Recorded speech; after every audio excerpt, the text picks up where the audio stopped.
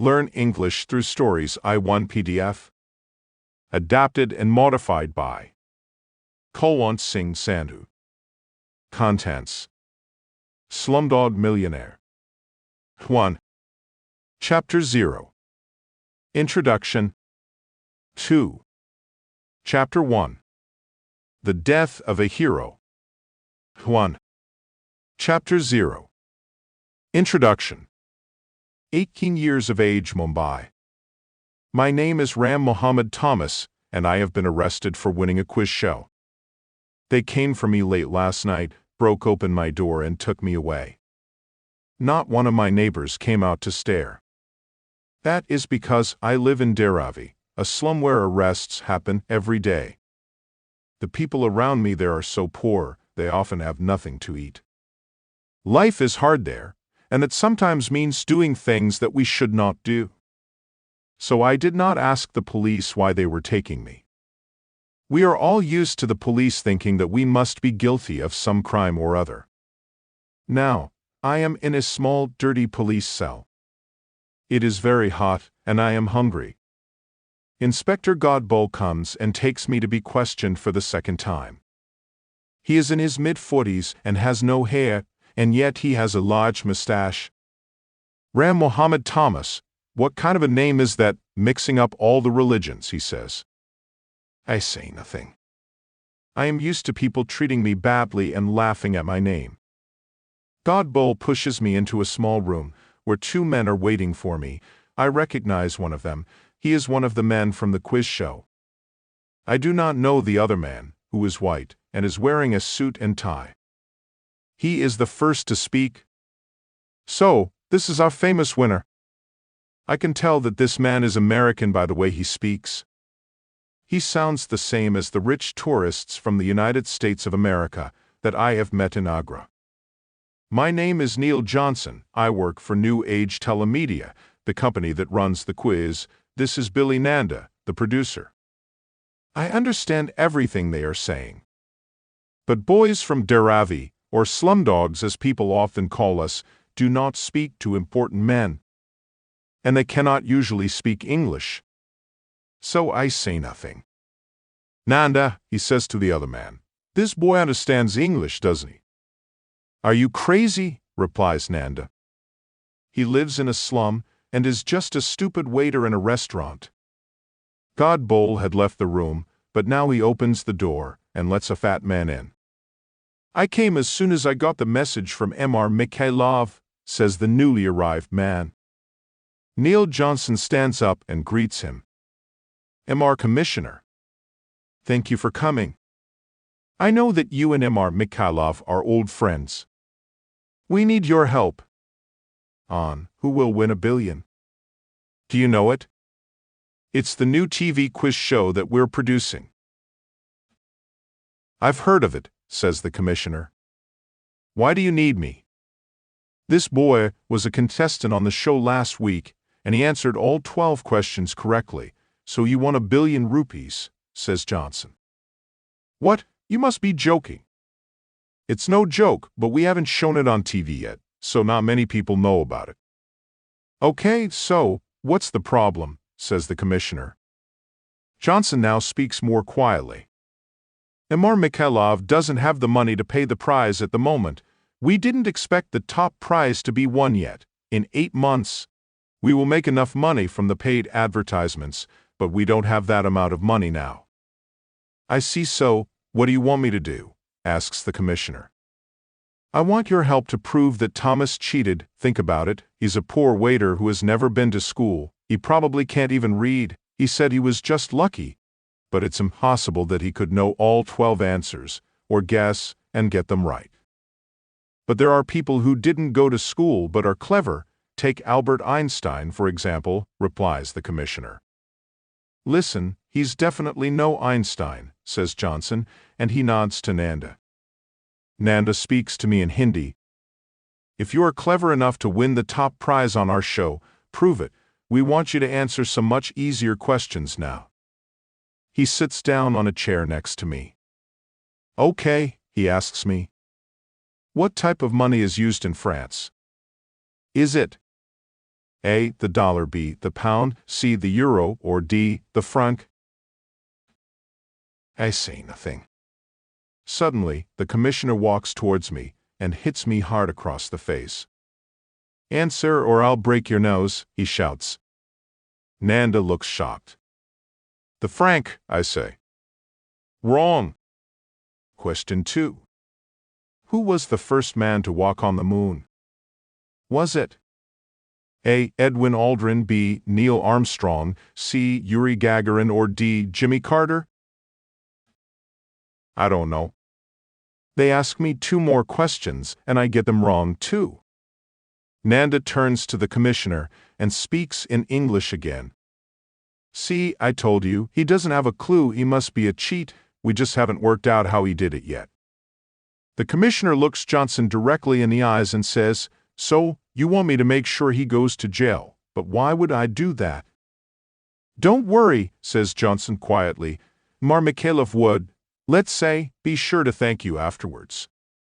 The commissioner nods and calls Inspector Godboll back into the room. Godboll, he says, can you get this boy to speak? Yes, sir, if you allow me to hurt him. No way, says Nanda.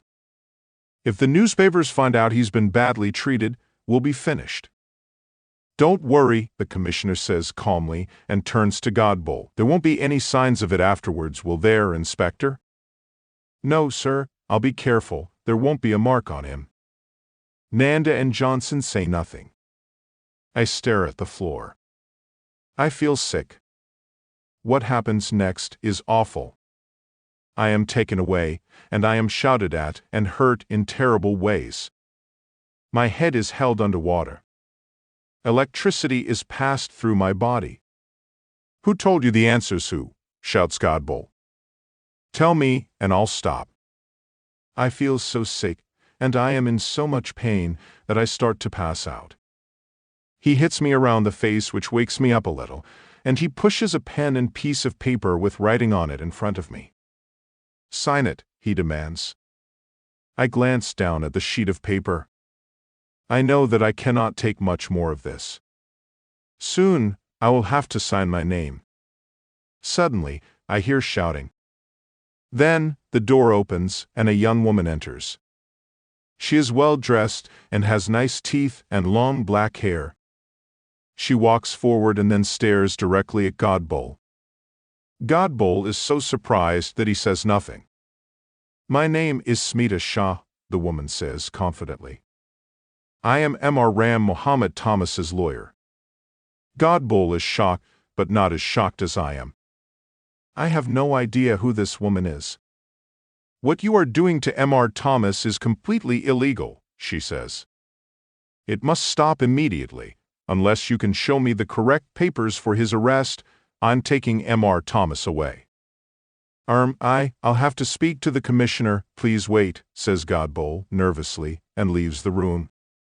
I am still feeling sick, and I am still in pain. I pass out. Much later, I am sitting on an expensive sofa holding a hot cup of tea. I am in Smita Shah's flat. She has given me food and drink, and I have slept. I still do not know why she came to the police station. All she has told me is that she read about me in the newspaper and came as soon as she could. I've managed to get a DVD that shows you answering the quiz questions. We can watch it together, she says. I want you to explain to me how you were able to answer all those questions, and I want you to tell me the truth. I'm here to protect you. I start to worry. Who is she working for? Can I trust her? I take out my lucky 1 rupee coin. Heads, I will trust her. Tails, I will not. I throw it in the air and catch it. It is heads. I was just lucky, I tell her. So you guessed the answers, and by luck you got all 12 correct? No, I didn't guess them, I knew them, I say. I was lucky that they only asked questions I knew the answer to. I can see she does not believe me. I am sad and angry at the world, and it shows in my face. Look, Ram, she says. It's not an easy thing to believe. I couldn't answer most of those questions myself, but if I'm going to help you, I have to know how you won that billion. You have to explain to me how you knew the answers. How can I do that? If you know something, you just know it. You learn things as you grow and live. Smita thinks for a moment and nods her head. That makes sense. A quiz is really a test of your memory. So, I want to listen to your memories. Can you start at the beginning? What, you mean you want me to tell you about my life from the year I was born? No, she replies. Start at quiz question number 1 and tell me about the part of your life that gave you the answer to that question. And I want you to promise me, Ram Muhammad Thomas, that you'll tell me the truth. I look her directly in the eyes. I promise, I tell her. Smita picks up the DVD, puts it into the DVD player, and then turns to me. Then let's start. 2. Chapter 1. The Death of a Hero. 13 years of age, Mumbai. One day, about 6 years ago, my best friend, Salim, and I went to the cinema. Salim was crazy about Hindi films, and he was really excited about seeing this one again. He had already watched the film 8 times and knew the name of everyone who had worked on it, from the main actors to the people who styled the actors' hair and clothes. The film was starring his favorite actor, Arman Ali. Salim loved Arman so much back then that he had pictures of the star all over our little room in a small flat. His life's dream was to become a famous actor, just like his hero Arman. I thought Arman was okay, but I did not like him as much as Salim did. There was hardly anyone in the cinema that day, and we went straight to the front row where we always liked to sit. Salim loved to sit there because he wanted to see every part of Arman, his green eyes, his perfect nose, his beautifully cut hair, the very small scar on his cheek, everything. I was happy to sit in the front row too, but I had a different reason. I wanted to see every part of my favorite female actor, Priya Kapoor. She was very beautiful, and she was starring with Arman Ali for the first time in this film. We both stared excitedly at the screen as the film began. Then, about an hour into the film, I noticed someone walking towards the front of the cinema. It was quite dark, but I could see that it was an older man with a long beard.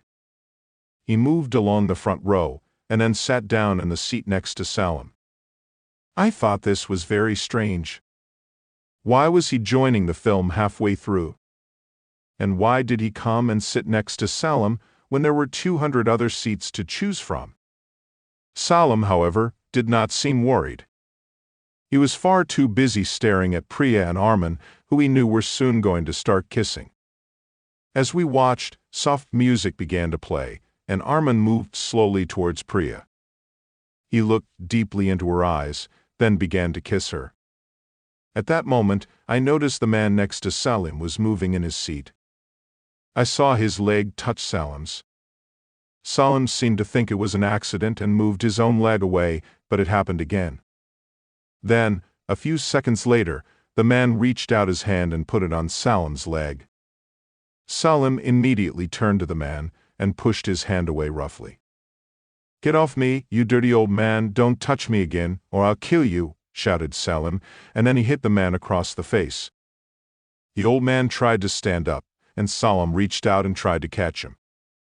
But, as Salim pulled at him, the beard came away from the man's face.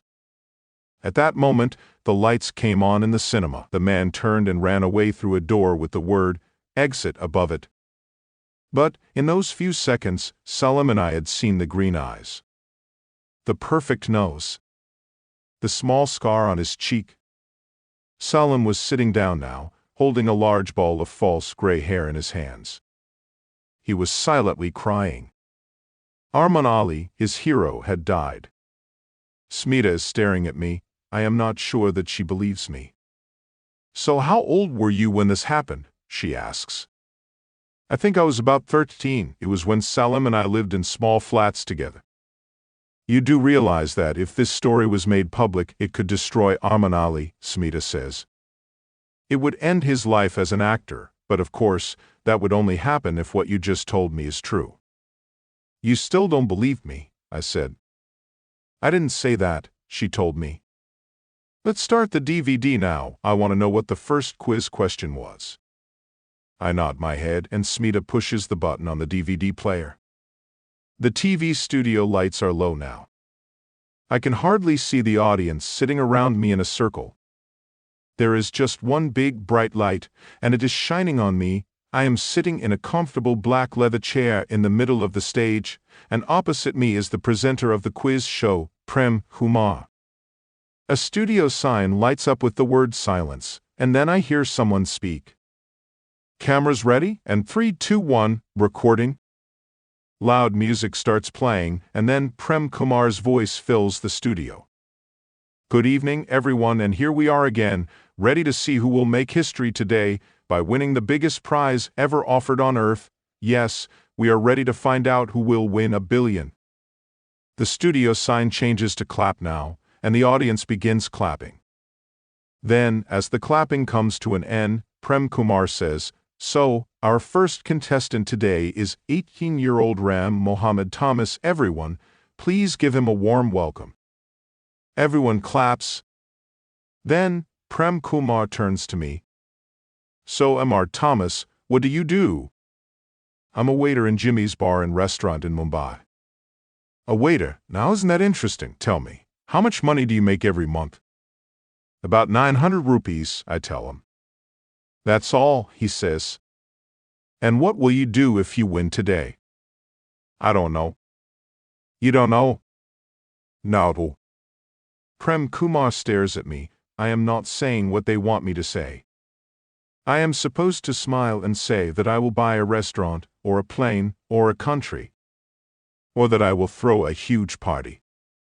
Or travel around the world.